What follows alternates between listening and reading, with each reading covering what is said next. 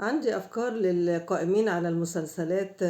يعني كان ممكن يعملوا أفكار، بدل جايبين مشاهد، لعب البوكر ومشاهد، يعني سوري، يعني شرشحة والجعير وحاجات كده غريبة.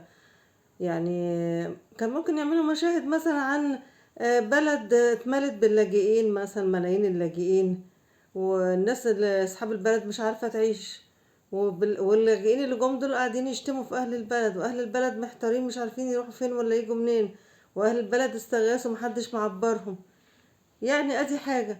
تاني حاجة ان لاجئين برضو راحوا بلد برضو، قعدوا يشتموا في الناس وقعدوا يشجعوا اللي القتل والذبح في بلدهم، وهم قاعدين هنا لكن بيشجعوا، يعني هم قاعدين في بلد وبيشجعوا، يعني هم مشجعين فقط، يعني مش لعيبة، يعني هم مشجعين.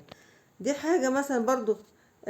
برضو ممكن يعملوا حلقة عن واحد إرهابي، اتحط على قوائم الإرهاب، وفجأة كده اتلمع وقاعدين يحطوا له صور ويعملوا له إعلانات وحاجات زي كده، ومش عارفين يعني الهدف ايه. وفي ناس بتقول الهدف ان هو عودة الندل زي ما بيقولوا.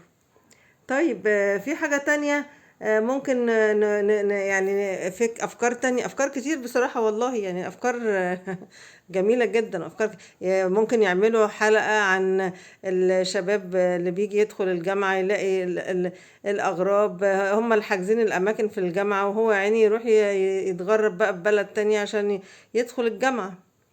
لأن هم داخلين بمجاميع 70% و50%، ومحتلين أعداد قد كده بدل المواطن نفسه صاحب البلد. ادي فكرة برضو.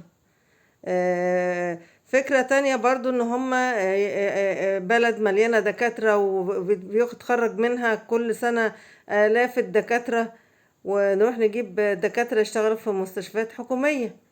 ادي حاجة تانية. ونلاقي في برلمان شغال قوانين لصالحهم.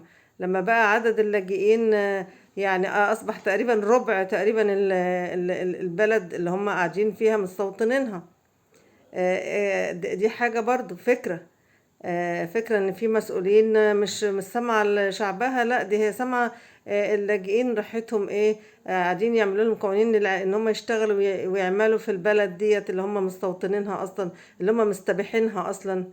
ويعمل دي حاجة.